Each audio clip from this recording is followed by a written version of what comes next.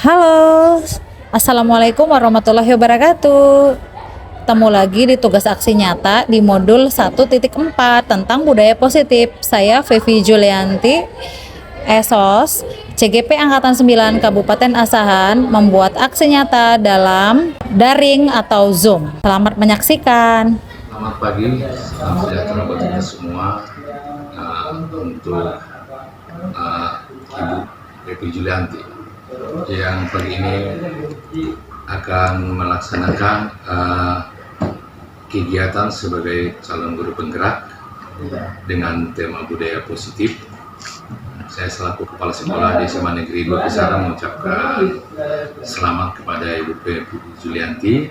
Semoga di semua tahapan untuk kegiatan calon guru penggerak ini, Ibu Fevi dapat sukses dan dapat berjalan lancar, sehingga apa yang diidam-idamkan, apa yang digeluti, apa yang diperjuangkannya untuk menjadi seorang guru penggerak dapat terkabul, dapat terwujud dengan baik.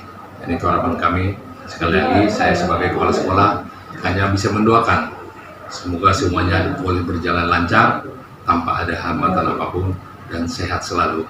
Salam sekolah penggerak merdeka. Assalamualaikum warahmatullahi wabarakatuh. Waalaikumsalam warahmatullahi wabarakatuh. Ya, selamat pagi Bapak Ibu guru hebat SMA Negeri 2 Kisaran. Salam dan bahagia. Hari ini saya akan berbagi mengenai topik budaya positif di sekolah. Terima kasih atas support dan bantuannya di forum ini. Saya sangat bahagia sekali Bapak Ibu on time banget untuk mensupport saya dalam tugas calon guru penggerak angkatan 9. Sebelum kita mulai forum diskusi ini, forum berbagi, baiknya kita berdoa. Saya mohon Pak Andri Pranata berkenan untuk memimpin doanya. Aktifkan suaranya Pak Andri.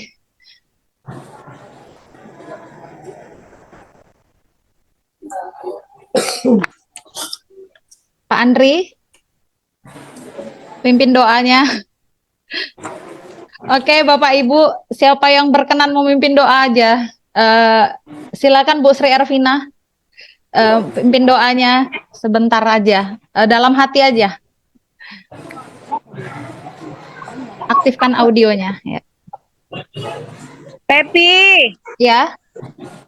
Pepi. Di mana nih, Pep? Oke, baiklah.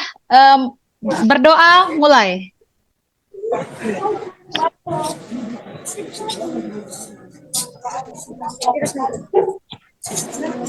Doa selesai. Terima kasih Bapak Ibu. Semoga acara kita lancar. Hari ini saya ingin nge-share mengenai tentang budaya positif, Bapak Ibu. Baik, saya share screen budaya positif.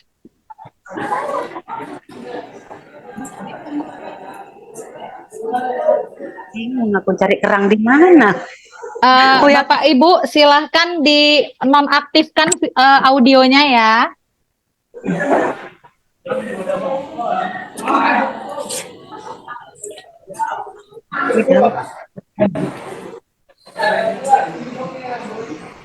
Bapak Ibu apakah kelihatan share screen saya? Bu. Kelihatan di kamera share screen saya? Iya, ya, terima kasih.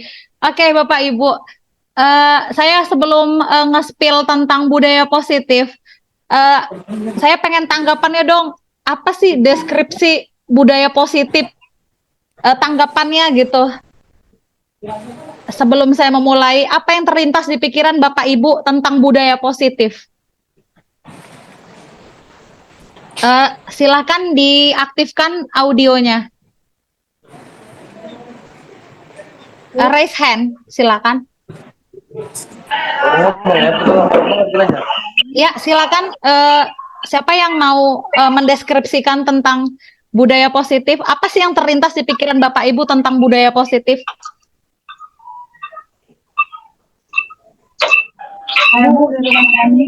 Ya, silakan Ibu Dani.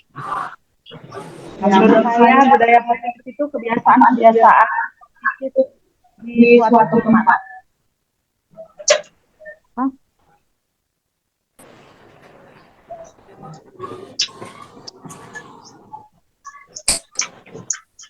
Ya, silakan Bu Dani. Memberi tanggapan tentang ya, yang kuat Bu. Menurut saya budaya positif itu kebiasaan yang ada di dunia yang berdampak hal positif. Oke, terima kasih Bu Dani, bagus ya. Bapak Ibu guru lain, Bapak guru hebat lain ada? Apa sih budaya positif? Saya Ya, silakan.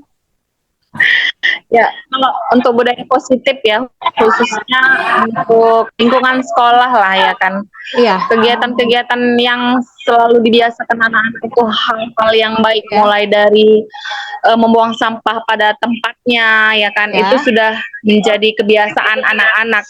Terus Ya. Kemudian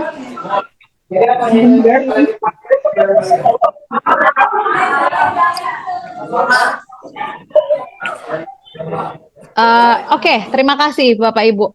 Iya, sesuai filosofi Ki Hajar Dewantara, kita sebagai guru memanusiakan atau menghamba kepada anak, Bapak Ibu. Maksudnya ternyata Ki Hajar Dewantara itu visioner gitu. Nah, dia dari puluhan tahun yang lalu dia udah memikirkan bahwasannya kalau kita menghamba kepada siswa, menghamba kepada anak, ada energi positif yang ada di dalam pembelajaran. Artinya guru di situ tidak perlu untuk menjadi guru tidak perlu menjadi sosok yang menyeramkan bagi murid. Itu menurut filosofi Ki Hajar Dewantara. Nah, jadi di sini ada hubungannya filosofi Ki Hajar Dewantara dengan budaya positif. Kita harus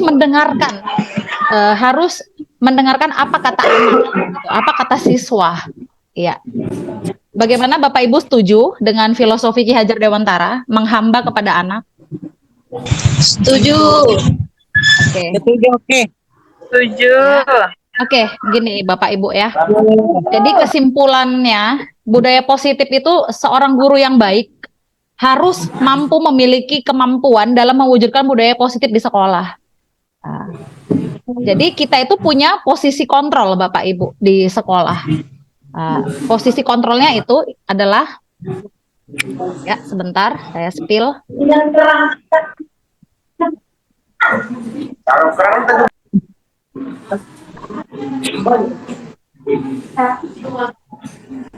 Untuk apa kerang? Ya Bu, untuk apa kerang? Audionya Bapak Ibu dinonaktifkan dulu audionya.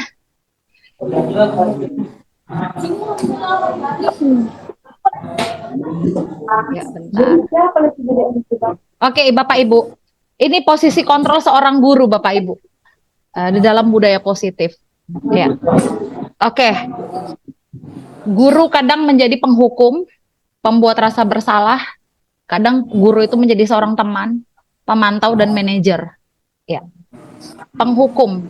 Ya, ini sering dulu kita alami ketika kita sekolah.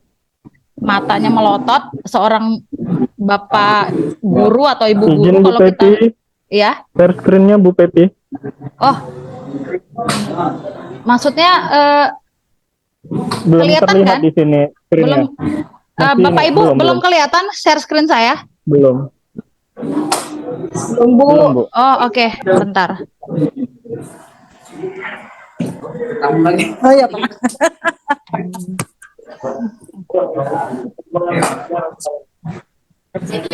Ya. Oke, udah Bu. Oke, Bapak Ibu guru hebat, posisi kontrol seorang guru itu ada 5. Ya, diambil dari penghukum, pembuat rasa bersalah, teman, pemantau, dan manajer. Dulu kita sering ya mengalami dihukum guru gitu ya, Bapak Ibu. Are you remember?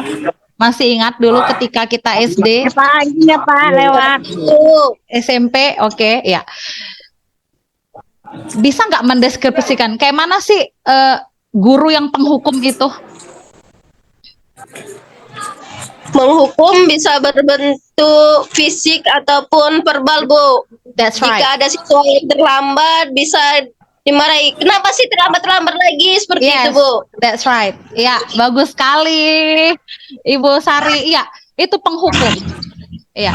Kemudian pembuat rasa bersalah, bagaimana kira-kira deskripsinya? Seorang guru. Ganti. Jom. Bu Nurmala di nonaktifkan audionya, Bu. Iya.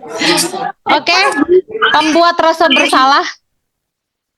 Kamu nggak kasihan ya sama ibu kamu yang udah capek-capek menyekolahkan kamu? Ya, itu Bu, pembuat rasa bersalah kepada siswa. Ya, itu posisi kontrol di dalam budaya positif. Kalau di penghukum tadi kan absolut gitu dia menghukum siswa. Tidak ada budaya positif di dalamnya. Tapi bukan berarti penghukum itu uh, tidak boleh. Sebenarnya boleh kalau udah keterlaluan gitu seorang siswanya. Tapi kalau memang siswanya masih bisa diandalkan di sekolah, kenapa sih mesti menghukum gitu? Nah, apa ada tanggapan? Setuju nggak yang saya bilang penghukum itu nggak usah deh gitu di zaman sekarang ini gitu. Bagaimana Bapak Ibu tanggapannya? Kalau izin menanggapi Bu Pepi. Ya, Kalau menghukum di era sekarang ini sebenarnya sudah tidak efektif menurut saya, Bu. iya, Ya. Jadi kalau bisa sekarang itu kita membuat apa ya? Siswa itu merasa kalau dia itu memang salah gitu loh. Jadi kita berusaha untuk apa ya? Membuat mereka menyadari kalau mereka itu salah gitu loh. iya. Sebenarnya iya itu dia sebenarnya harapan eh, budaya positif ini gitu. Kita membangun energi, kita membuat anak itu dia memang salah, tetapi kita nggak perlu harus marah-marah, kemudian membentak. Itu sih harapan dari pertemuan kita ini gitu. Ingin berbagi. Kemudian menjadi teman. Kira-kira setuju nggak kalau guru itu menjadi seorang teman bagi siswanya? Setuju. Iya, Dani, ya Bu Dani silakan tadi raise hand, ya silakan. Saya setuju untuk guru jadi teman, cuman kita harus memang tetap punya batasan karena kita harus tetap jaga marwah kita sebagai guru menurut saya gitu. Tapi as a friend it's good karena dia anak itu bisa jadi terbuka sama gurunya atau sama kayak saya, kebetulan saya guru BK, jadi mereka bisa lebih terbuka sama guru BK-nya kalau ada permasalahan. Oke, terima kasih.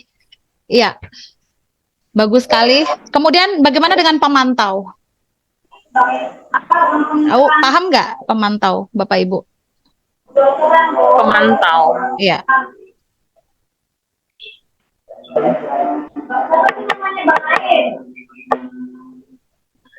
Pemantau?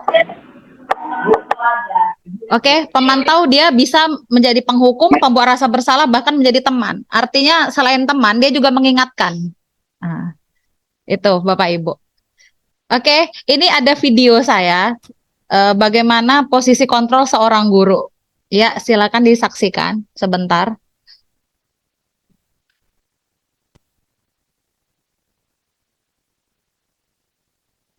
Ini ada kasus seorang siswa yang bertengkar dengan temannya. Kemudian saya memanggil dia ke kantor guru. Oke, bentar.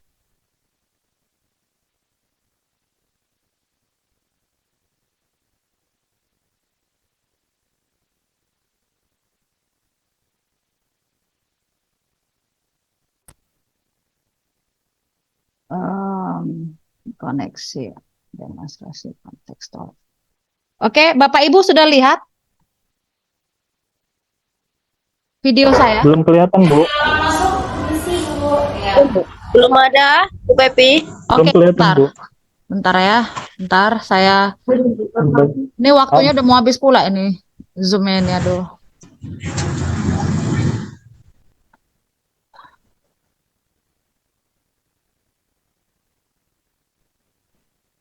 Karena oke.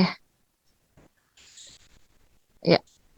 Meja sama Hilda dan mengeluarkan kata-kata yang tidak pantas, Nak. Kedengaran suaranya Bapak Ibu? Ya Bu, saya kesal sama Hilda Bu. Masa saya diambil laptop dia Bu? Padahal kan Kedengaran Bu Pepi. udah karena saya Ya, ini ada kasus. saya kata-katain aja dia Bu. Oh begitu. Pasti Tabita sedang kesal ya saat ini. Iya Bu. Dituduh menjatuhkan laptop. Ibu juga merasa kesal kalau seperti Tabita, bukan kita yang ngelakuin, kita dituduh. Kemudian kamu melakukan apa lagi Tabita? Saya maki-maki dia Bu, karena saya nggak terima dituduh seperti itu. Seenaknya saja mulut dia Bu, menuduh saya ini itu. Makanya Bu, saya gebrak aja sekalian mejanya Bu. Kamu melakukan ini karena suatu alasan ya Tabita? Ya Bu, masa saya diam aja Bu ketika harga diri saya direndahkan? Saya dituduh apa yang tidak saya lakukan Bu. Makanya saya membela harga diri saya Bu.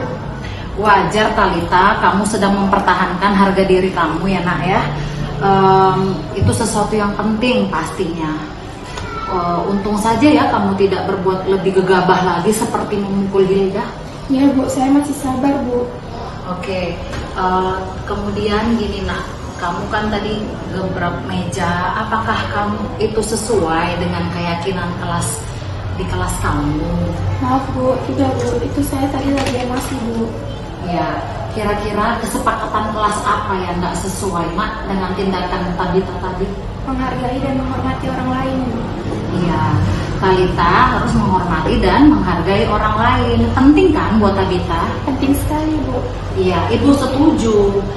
Jadi kalau sedang emosi, bagaimana dong? Saya harus lebih sabar lagi untuk kedepannya Bu. Oke, kamu bersedia kan Nak memperbaiki hal ini? Bersedia Bu. Oke, sekarang kamu sudah merasa enakan kan? Udah lepas emosinya dan boleh melakukan hal itu ya. Sekarang kamu kembali ke kelas anak ya, ikuti pelajaran ya. Semoga kamu akan menjadi anak yang hebat ke depannya. Bu, terima kasih Bu. Permisi ya Bu. Ya. Oke Bapak Ibu, itu cuplikan video. Sebenarnya seperti itulah budaya positif yang harus kita buat di lingkungan sekolah. Mereka bertengkar dengan temannya, tapi kita nggak langsung ngejudge. Itu sih seharusnya ekspektasinya gitu. Budaya positifnya. Bagaimana menurut Bapak Ibu? Itu Bagus Bu. iya, budaya positifnya disebut dengan segitiga restitusi, Bapak Ibu. Segitiga restitusi. Kita di situ sebagai manajer, ya. Segitiga restitusi sebagai manajer. Oke, saya stop share. Ya. Jadi segitiga restitusi itu apa? Ya, ini saya spill.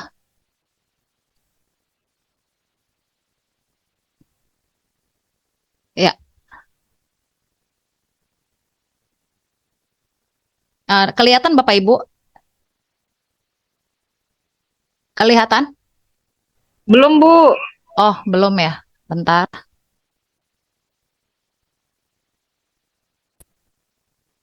Oke, kelihatan? Ya. Kelihatan ya Bapak Ibu? Oke Bu. Oke, ini segitiga Kelihatan, restitusi. Ya, segitiga restitusi validasi tindakan yang salah. Kemudian menanyakan keyakinan kelas dan menstabilkan identitas. Artinya di sini kita itu kan dia ngadu tuh, saya bertengkar. Kau pula entah apa kau pula bandal. Itu kalau bisa kita sebagai guru budaya positifnya itu kita harus cooling down dulu siswanya. Duduk nak, ada apa sih? Nah, itu sih sebenarnya di budaya positif.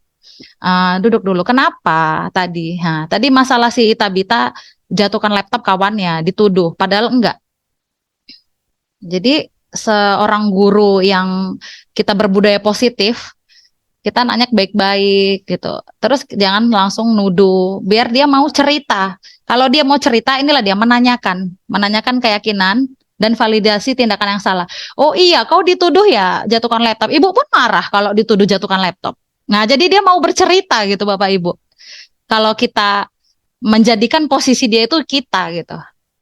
Mengidentifikasikan kita itu jadi dia gitu kan. Iya, ibu pun marah kalau disuruh dituduh menjatuhkan laptop. Jadi anak itu merasa bahagia gitu kan. Ah, ibu nggak marah, aku cerita deh keadaan yang sebenarnya. Nah, di mudah-mudahan di diskusi ini saya berharap kita seperti itu gitu ke depannya sama siswa Bapak Ibu. Tidak langsung ngejudge seorang siswa, itu namanya segitiga restitusi.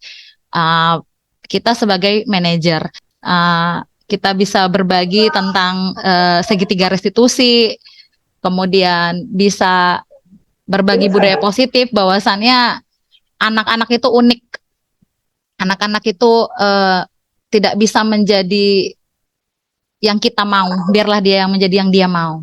Itu Bapak Ibu. Bagaimana Bapak Ibu tanggapannya? Ada tanggapan lain nih Bapak Ibu sebelum kita akhiri? Oke, kita lanjutkan Zoom kita mengenai teori kebutuhan dasar dari Maslow.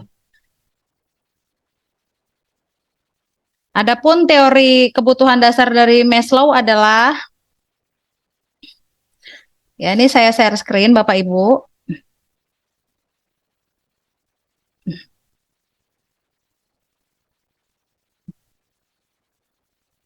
Ya, kita masuk ke teori kebutuhan dasar. Teori Maslow, ada 5 tingkat kebutuhan dasar manusia dan contohnya.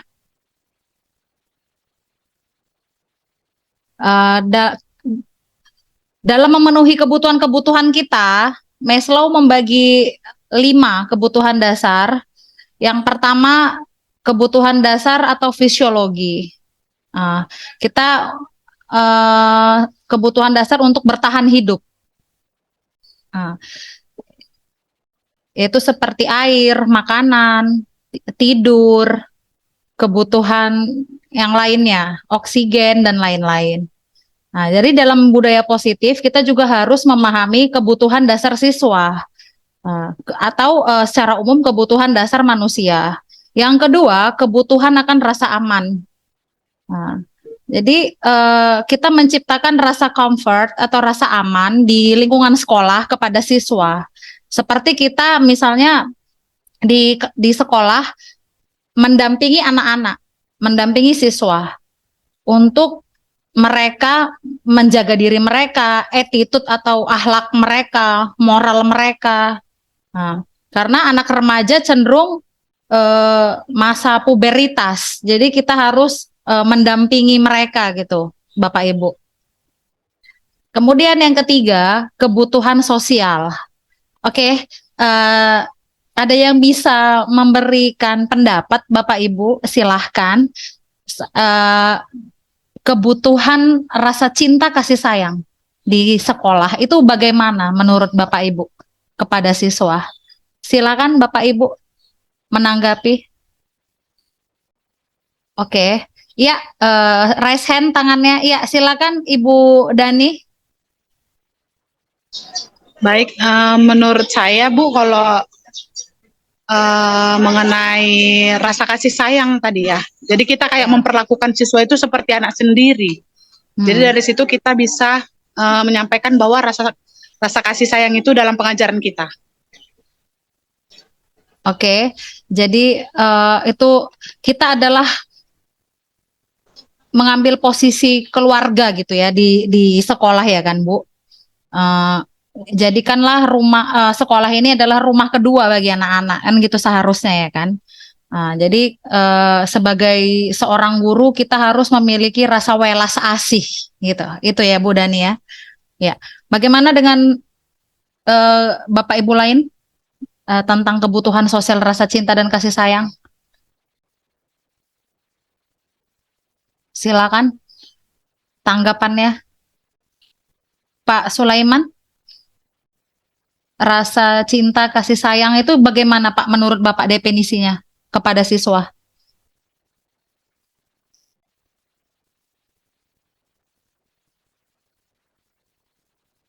Ya Pak, silakan Pak diaktifkan audionya Pak.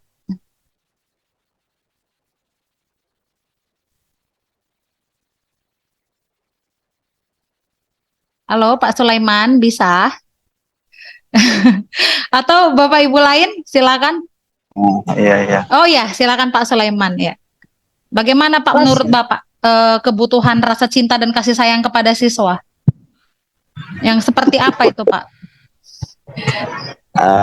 Gini Bu, siswa itu kan secara hidup sosial ya kan perlu diperhatikan, adanya rasa nyaman di sekolah, sehingga kita sebagai guru atau pendidik ya kita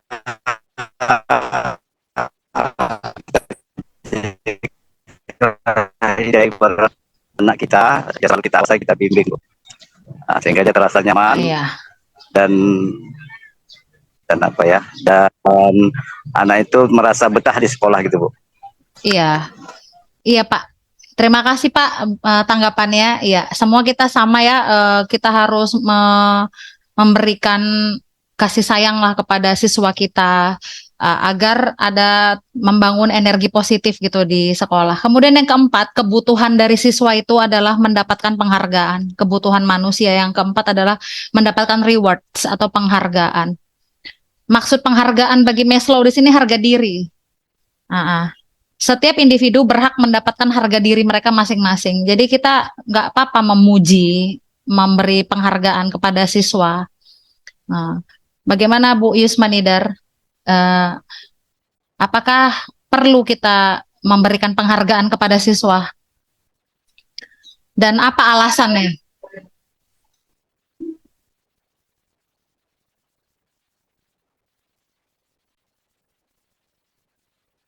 Ibu, kepada Ibu Yusmanidar atau Ibu Sari, perlu nggak sih kita memberikan penghargaan kepada siswa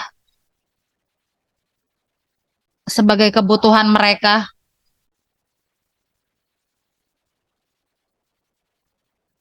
Ya, silakan di raise hand Bapak Ibu tanggapannya mengenai kebutuhan penghargaan. Apa pentingnya penghargaan itu bagi siswa? Di mata Bapak Ibu. Ya silakan Bu Yus, perlu nggak sih diberi penghargaan siswa itu? Perlu Bu, supaya bisa memotivasi dia ke depan, supaya meningkatkan prestasi siswa. Perlu ya, menurut kan saya, memberikan pujian itu anak murid menjadi senang ya kan Bapak Ibu? Ya. Oh, iya. Iya, itu membangun budaya positif. Jadi kita nggak jutek gitu, nggak sama siswa, kita memberikan penghargaan. Oke, terima kasih Bu Yus. Ya, jadi udah 4 ya kebutuhan dasar manusia. Yang kelima adalah kebutuhan untuk mengaktualisasikan diri. Ini adalah kebutuhan yang paling tertinggi. Artinya aktualisasi diri ini diartikan sebagai mencerminkan harapan serta keinginan individu terhadap dirinya sendiri. Dia bebas menentukan cita-citanya dan kita harus mensupportnya. Gitu. Itu kira-kira seperti ini gambaran aktualisasi diri menurut Maslow. Memahami, menolong, bertindak sopan, dan beradaptasi, kemudian memiliki tingkat kebebasan serta privacy. Jadi siswa itu punya privacy. Kita nggak harus mau tahu banget gitu tentang rahasia dia gitu. Kalau dia nggak mau ngasih tahu ya udah. Jadi itu aktualisasi diri. Apalagi apa kita kan SMA gitu. Siswa kita SMA. Anak SMA kan udah menuju dewasa. Jadi dia tuh pengen dimengerti, kemudian punya rahasia sendiri. Kadang remaja ini dia lebih suka mengaktualisasi dirinya itu sama teman daripada sama orang tua, benar kan Bapak Ibu? Suka curhatnya itu sama teman daripada sama orang tua. Itu kira-kira kenapa itu, Bu? Kenapa remaja mengaktualisasikan dirinya itu sama bestinya daripada sama keluarga? Silakan tanggapannya Bapak Ibu. Iya, silakan Ibu Dea. Sebelumnya terima kasih Bu Pepi. Tanggapan saya mengenai yang Ibu Pepi bilang tadi, kenapa siswa remaja lebih sering menyampaikan perasaan atau sering cerita curhat sama teman? Karena satu, mungkin mereka ada ketakutan untuk bercerita sama orang tuanya. Yang kedua, kalau dia saling sharing ke teman, dia mendapatkan feedback dari temannya. Kalau dia merasa kalau misalnya dari orang tuanya, dia hanya mendapatkan nasihat. Kalau sesama teman dia cerita, dia curhat, mungkin dia bakal dapat feedback, dapat apa gitu, lebih enak gitu Bu daripada sama orang tua menurut saya. Terima kasih Bu Dea atas tanggapannya. Ya, benar sekali. Bagaimana dengan Ibu Sitakar? Apakah Ibu pernah mengalami situasi di mana siswa itu suka curhatnya sama temannya daripada sama orang tuanya? Atau pengalaman pribadi sama anak Bu Takar itu gimana? Anak-anak itu siswa itu lebih terbuka sama siswanya, itu gimana?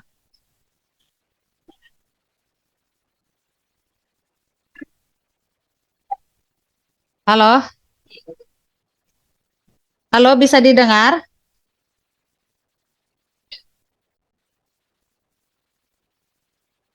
Ya, apa pendapat Ibu Takar ada? Oke, lanjut ya.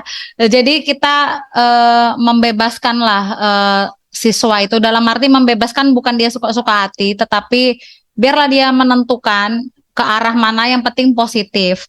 Kemudian memiliki rasa syukur. Itu adalah salah satu kebutuhan dasar manusia. Kita harus bersyukur dengan apa yang kita peroleh. Nah, jadi kalau udah bersyukur, kemudian kebutuhan dasar kita itu yang kelima ini udah terpenuhi, terjadilah budaya positif. Nah, kebutuhan bertahan hidup. Kadang memang kita kan memiliki siswa dengan latar belakang ekonomi yang berbeda, ya kan Bapak Ibu. Itu kenapa dia males-malesan di kelas, kenapa nggak semangat? Mungkin ada kebutuhan dasar yang nggak terpenuhi. Mungkin salah satunya ekonomi, ya. Yang nomor satu tadi kebutuhan dasar. Semangat sekolahnya tinggi, tetapi finansial kurang mendukung, jadi prestasi tertunda. Itu sangat disayangkan sih sebenarnya. Anaknya potensial, anaknya mau tapi terhalang ekonomi misalnya. Jadi kebutuhan dasar ini sangat mempengaruhi sekali bagaimana tingkah laku kita. Maksudnya tingkah laku siswa. Kemudian finansial terpenuhi, ekonominya mendukung, tetapi rasa aman nggak ada dimiliki oleh siswa. Seperti misalnya kurang orang tuanya mendampingi, kurang perhatian dari orang tua. Jadi yang ketiga itu tadi kasih sayang. Finansial cukup, tapi kasih sayang nggak ada dari guru dan orang tua dan teman. Itu seperti hampa gitu dia kalau di kelas. Makanya anak-anak itu punya beda-beda lah Bapak Ibu pribadinya atau karakteristiknya. Jadi kalau kelima ini terpenuhi, dia dihargai, kasih sayang orang tua dan guru cukup, finansial cukup, kemudian dapat penghargaan, dapat pujian, bisa mengaktualisasikan dirinya. Wah, ini akan menciptakan sumber daya manusia yang bagus terhadap siswa. Jadi tugas kita sebagai guru, bagaimana kelima ini bisa terpenuhi lah anak kita itu gitu, atau siswa kita itu. Oke, Bapak Ibu, saya stop share. Ya, ya, jadi itu sekilas mengenai budaya positif yang ada di lingkungan sekolah kita, yang tadinya kita udah saya memberikan pengetahuan tentang segitiga restitusi, di mana ketika siswa mengalami permasalahan, kita tidak langsung menghakimi. Oke. Kemudian ini ada lagi yang mau saya share screen. Kasus tentang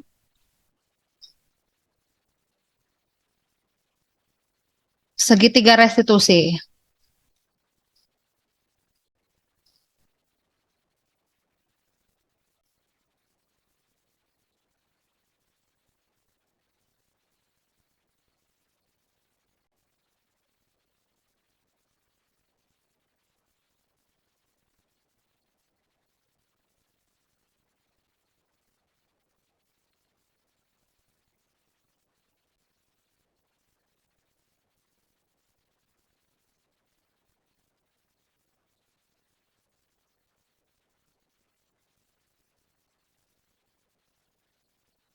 Ya, bentar.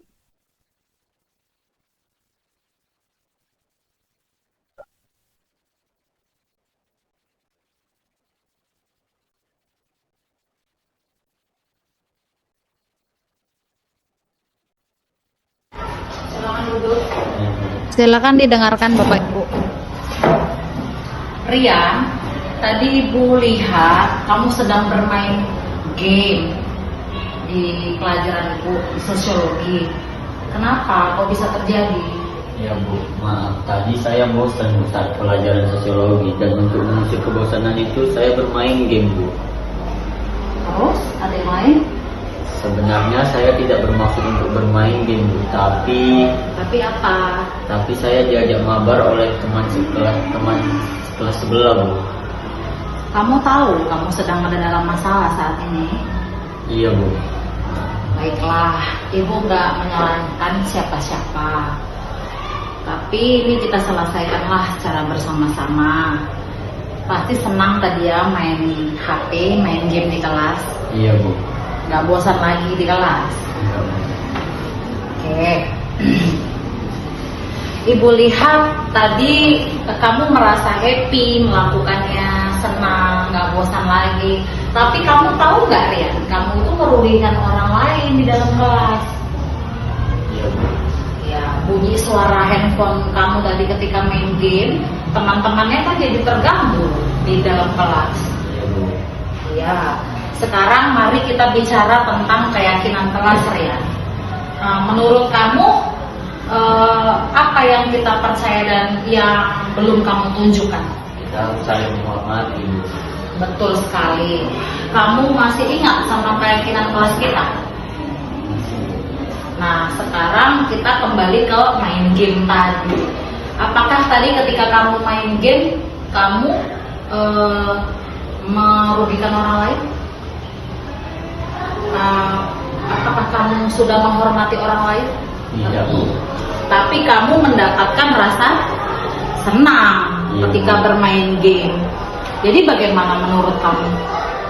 Ya Bu, saya meminta maaf kepada Ibu dan teman sekelas untuk berjanji tidak akan mengulanginya lagi. Sekali lagi saya meminta maaf. Ya, mari kita selalu mengindahkan keyakinan kelas ya Nak, biar tidak merugikan orang lain. Ya, jadi kamu apa yang mau kamu lakukan? Ya Bu, saya akan berjanji kelas untuk tidak akan mengulanginya lagi. Sekali lagi saya maafkan. Sekarang kembali ke kelas ya Nak. Semoga kamu jadi orang yang hebat di masa yang akan datang ya. Oke Bapak Ibu, itu adalah cuplikan video segitiga restitusi ya. Kira-kira kalau kita implementasikan dampaknya apa sih Bapak Ibu kepada siswa? Setuju nggak kalau kita itu seperti itu menghadapi siswa? Setuju ya? Ya. Setuju, Bu. Oke. Memang sulit untuk memulai karena kadang kita udah emosi duluan kalau melihat pertengkaran antara siswa dengan siswa. Tapi itulah tadi kita sesuaikan dengan filosofi Ki Hajar Dewantara, kita kan balik ke menghamba kepada anak gitu, menghamba kepada anak ya. Oke. Bapak Ibu, ini saya share tentang di whiteboards ya, share screen di whiteboards. Saya kepengen Bapak Ibu menulis budaya positif yang Bapak inginkan dan Ibu inginkan yang ada di lingkungan sekolah ini. Budaya positif yang apa yang mau kita lakukan, apa yang mau kita buat di sekolah. Oke, saya share screen whiteboard, silakan ditulis ya Bapak Ibu. Itu ada, udah saya share, kelihatan Bapak Ibu. Ya, mulai dari Pak Andri. Belum kelihatan Bu Pepi. Oh belum, oke. Bentar. Whiteboard. Ya, sudah kelihatan. Iya. Bapak Andri Pranata, apa budaya positif yang ingin Bapak tulis di sini, Pak? Bisa diketik dari situ nggak? Dari handphone bisa? Bisa? Nggak bisa, Bu. Oke. Pak Andri, apa? Udah bilang. Ya, budaya positif Iya, yang Bu. bagaimana? Budaya positif yang bagaimana? Budaya positif Ya. menurut saya itu adalah cara atau lingkungan yang sehat di lingkungan sekolah. Itu sehat itu dalam artian tadi tidak ada apa namanya, tidak ada namanya memaksa siswa untuk melakukan hal yang apa tadi yang melakukan hal yang buruk ya. Iya. Artinya sehat mental gitu ya Pak ya, budaya positif ya? Iya, sehat mental, benar. Oke, kesehatan mental. Oke. Budaya positif bagaimana Fatimah? Yang Fatimah inginkan dari sekolah?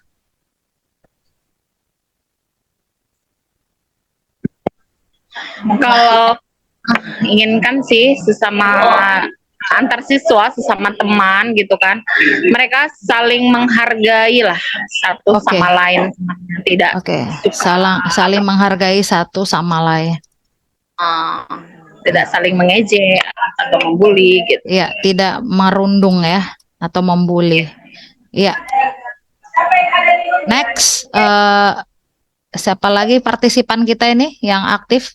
Sari, Bu Sari, bagaimana Bu Sari kepengennya budaya positif yang diimplementasikan di sekolah?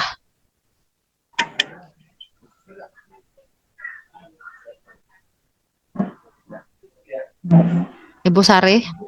Kepinginnya siswa harus datang tepat waktu, mematuhi disiplin peraturan ya. sekolah, saling menghargai teman, baik teman maupun guru. Iya, disiplin positif lah ya. Oke. Ya.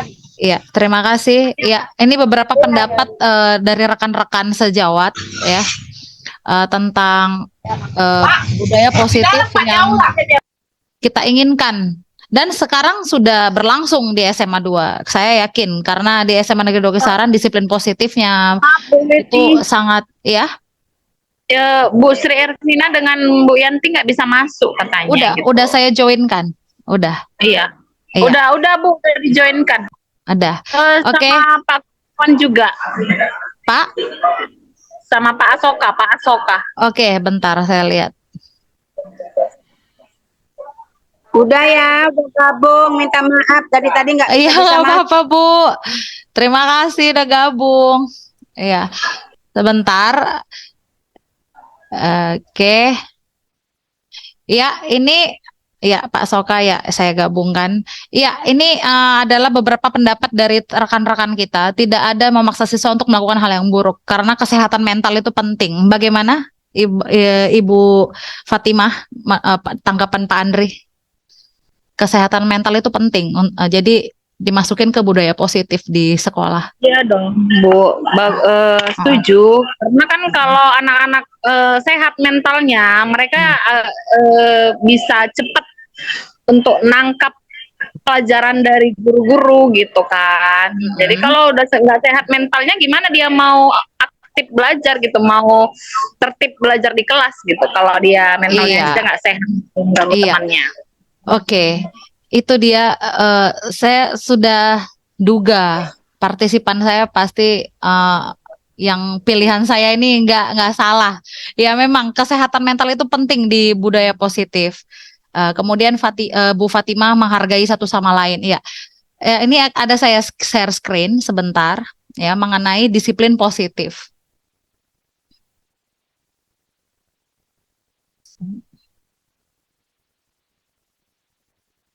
Iya.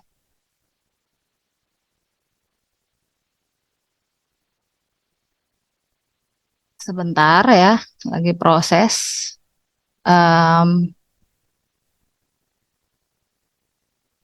Ya, kelihatan nggak, Bu? Kelihatan nggak? Belum ya? Belum, Ibu Pepi. Oh, oke, saya share. Oke, saya ulangi. Ya, ini kelihatan ya? Udah loading. Ya, kelihatan. Iya. Sudah, Bu. Ya, Bapak Ibu, ini adalah definisi hukuman konsekuensi. Nah, ini tadi kita ngomongin disiplin, ya. Ini hukuman.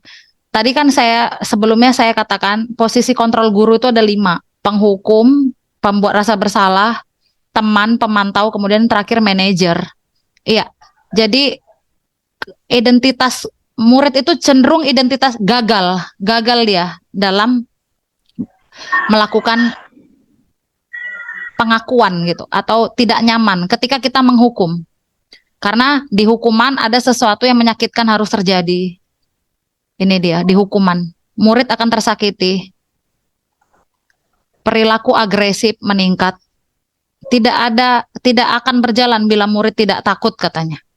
Kamu harus, itu sering kita pakai. Jadi aura kita tuh negatif aja sama siswa. Dan murid akan membenci. Nah, itu negatif. Ini netral. Kalau di konsekuensi kita netral di sini. Di konsekuensi. Ini membuat anak menjadi paham dia akan kesalahannya. Kalau di hukuman, anak-anak itu cenderung gagal. Kita kau lagi. Karena kita udah garang gitu awalnya. Jadi siswa itu kayak kalau udah digarangin, dia udah males gitu untuk berbuat positif. Jadi ini konsekuensi ini netral. Konsekuensi ini kita masih bisa dibilang cooling down lah gitu. Memang nggak nyaman juga sih konsekuensi karena ada hukumannya. Tapi kalau di restitusi seperti yang tadi, yang video saya tadi itu, kita tanya baik-baik. Jadi maunya apa, ininya apa, ini. Anak itu akan mengalir bercerita. Nah, itu Bapak Ibu. Oke. Baik Bapak Ibu.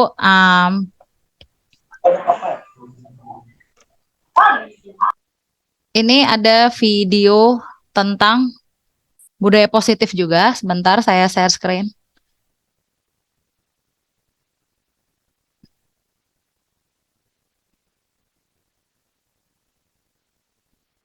Antar demonstrasi. Ini tanggapan anak-anak yang dia setelah saya memberikan tanggapan anak-anak bagaimana setelah saya memberikan cooling down. Bentar. Nampak nggak, Bu?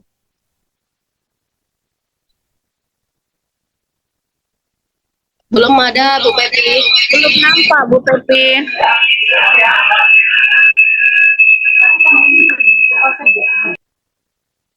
bisa diselesaikan dengan baik oleh guru. Dan saya akan menaati keyakinan kelas lain kali. Terima kasih. Assalamualaikum warahmatullahi wabarakatuh. Saya Rian. Saya berperan sebagai siswa yang bermain game saat pelajaran sosiologi.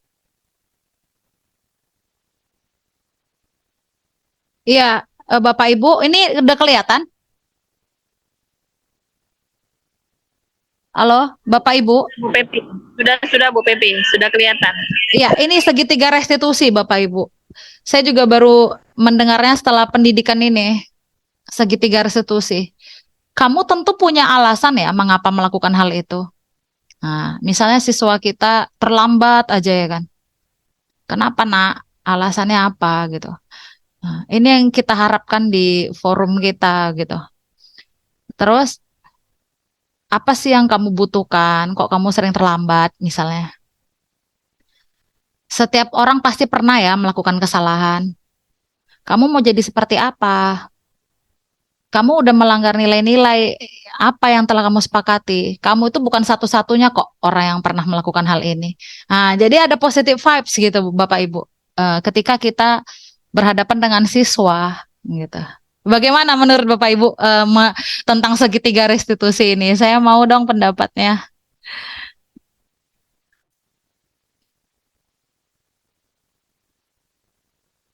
Jika kita, izin menanggapi Bu Pepi, mungkin nanti teman bisa menambahkan. Jadi menurut tentang segitiga restitusi ini, kalau memang kita aplikasikan ya ke dalam kelas atau dalam proses pembelajaran, bisa jadi apa ya? Tidak akan ada siswa-siswa yang membangkang gitu kalau menurut saya. Artinya kita bisa memfasilitasi apa mau dari siswa tersebut Bu Pepi gitu maksudnya. Mungkin teman-teman yang lain. Iya, bagaimana teman-teman yang lain? Aduh berat nih segitiga restitusi nih diimplementasikan. Gue udah garang duluan. Masa sih gue jadi orang yang super lembut, gitu kan? Iya. Misalnya seperti itu. Kita berpikir ya Bu, kalau seandainya ini kita aplikasikan bisa jadi, nah ini makin bandel gitu kan? Makin bisa jadi seperti itu Bu.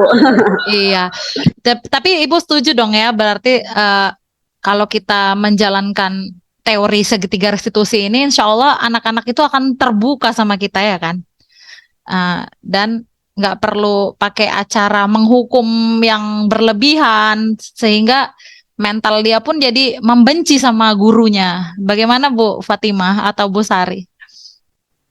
Nah, Bu, sebenarnya Apa Bu tadi Pak Andri? Silakan Pak Andri.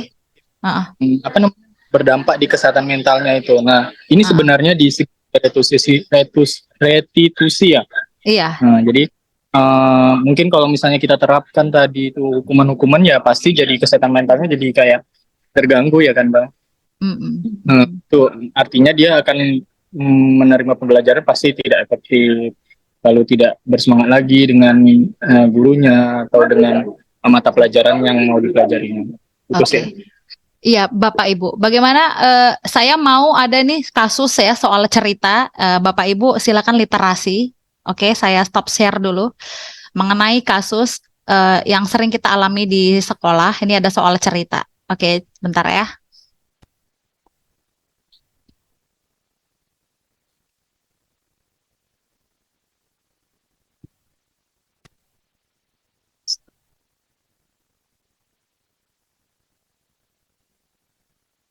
Kasus.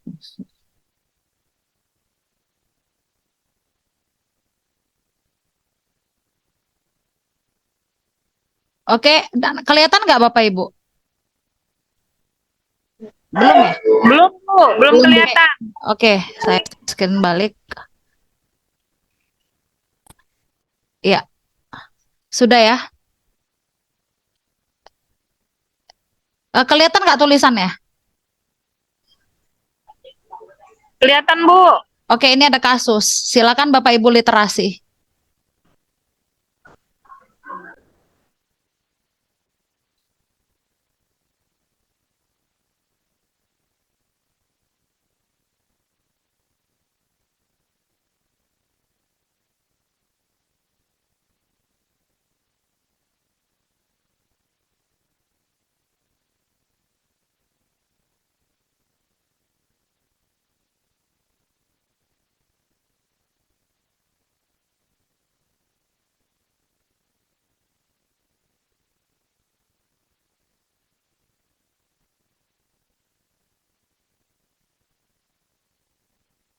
Oke.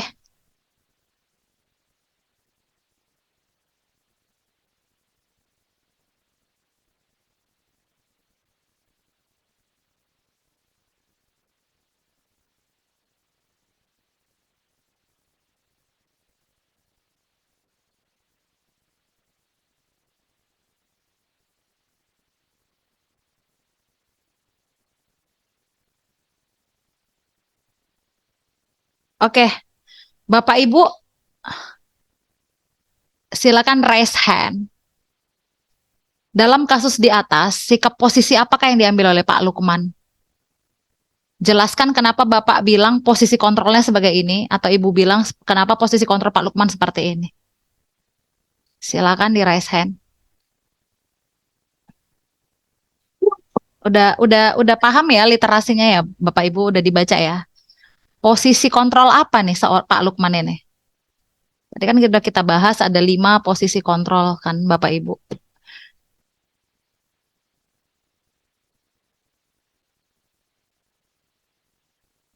Iya, silakan Ibu Dani aktifkan soundnya. Posisi kontrol apa Bu Dani? Oke, menurut saya ya Bu, dari case yang ditampilkan ini, Pak Lukman adalah sosok penghukum. Yes, that's right. Oke, Pak Lukman posisi penghukum. Oke, berarti Bu Dani udah paham ya, makasih. Ya, penghukum. Kenapa sebagai penghukum? Karena konsekuensinya itu dia kan nggak pakai proses sih Bu, langsung menghukum. Seharusnya dia berproses, tanya dulu, udah siap ditanya. Dia mungkin sebelumnya pernah nggak seperti ini? Kalau dia pernah seperti ini, baru bisa kita kasih hukuman karena dia udah berulang. Ini kan dia nggak sengaja dan baru hari ini dan jelas dia terlambat. Jadi masih masuk akal permasalahannya. Makanya saya bilang posisinya penghukum. Iya. Bagaimana tanggapan Bapak Ibu lain? Apakah setuju dengan Ibu Dani? Pak Lukman ini posisinya penghukum, indikatornya menyuruh Sabrina nggak pakai sepatu seharian dan dipaksa untuk melepas sepatunya. Idem Bu, setuju. Oke, udah paham dong ya berarti, dan itu memang dulu dan memang pernah saya buat gitu sama siswa kan gitu, tapi nggak yang ekstrim seperti ini lah ya kan, misalnya apa itu posisi penghukum pengalaman Pak Andri. Saya mau dengar posisi penghukum Pak Andri pernah lakukan sama siswa. Posisinya apa? Oh, paling ini sih. Saya menghukum jika siswa, nah kami punya namanya kesepakatan kelas mata pelajaran saya. Iya. 15 menit lewat dari saya masuk itu tidak diperbolehkan masuk. Nah, jadi kesepakatan tapi hukumannya itu jadi kayak yang ya bersifat menghukum karena kita nggak tahu dia 15 menit sebelum masuk itu dia ngapain gitu. Iya. Iya. Oke, terima kasih Pak Andri. Bagaimana Bu Nurmalah? Pernah nggak menjadi posisi penghukum di sekolah? Ibu Nurmalah. Bagaimana Bu Yanti? Apakah pernah menjadi posisi penghukum?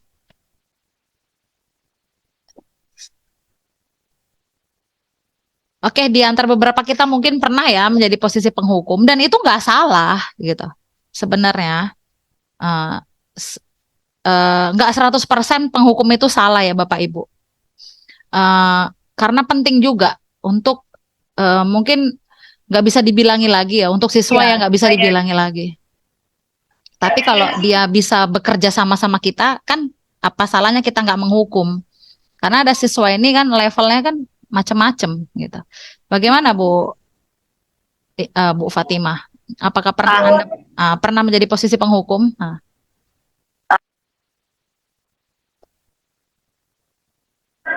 Kalau menjadi posisi penghukum jadi pasti pernah ya Bu Pepi ya. Itu tujuannya supaya untuk mendisiplinkan siswa jadi lebih baik lagi ke depannya gitu. Itu aja sih tujuannya supaya jadi makin apa namanya, siswa itu enggak semena-mena atau enggak main-main lah dengan peraturan yang ada gitu. Jadi kan mereka jadi lebih taat peraturan gitu. Iya, dan benar sekali ya, kita itu budaya positif perlu adanya membuat keyakinan kelas di kelas masing-masing.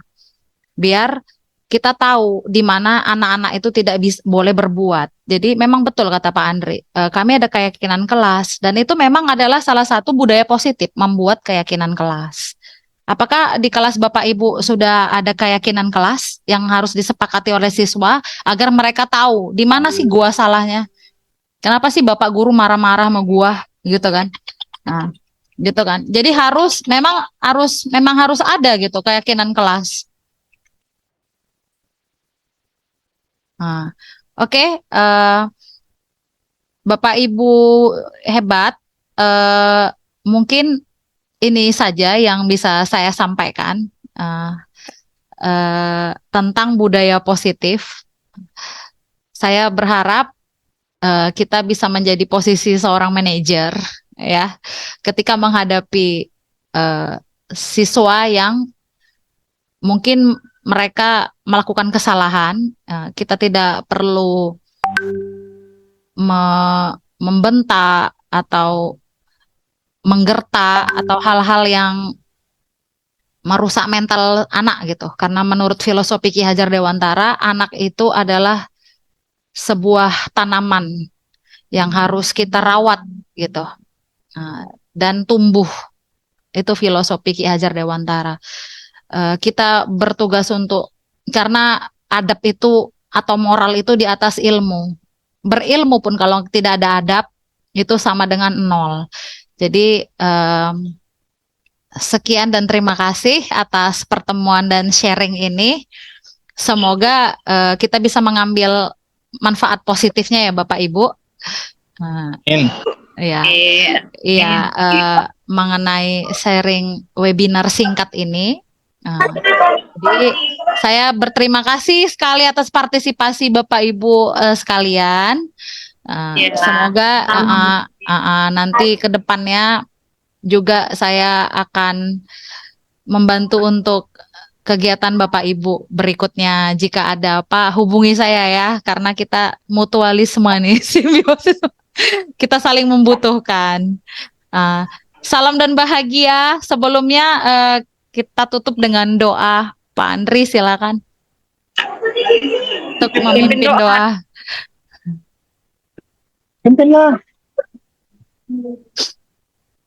Sebelum menutup acara. Baik Bapak Ibu, saya akan pimpin doa. Sebelum kita menutup acara webinar singkat ini, marilah kita berdoa menurut ajaran dan kepercayaan masing-masing. Doa dimulai.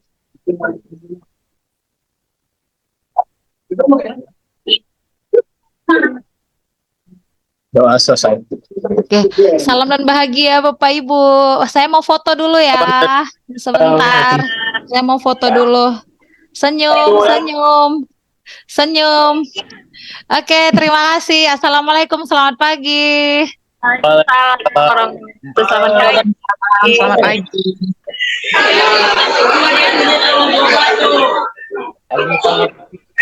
Pengalaman dan pembelajaran yang saya dapat setelah menerapkan konsep kunci tersebut baik di kelas dan atau rumah adalah saya membuat keyakinan kelas sesuai dengan kesepakatan siswa dan wali kelas. Dalam hal ini, saya adalah wali kelas 12 IPS 1 di SMA Negeri 2 Kisaran. Dan saya menjadi tahu tentang perbedaan hukuman, konsekuensi, dan restitusi, dan mengetahui wawasan mengenai kebutuhan dasar manusia, posisi kontrol guru, dan lain-lain.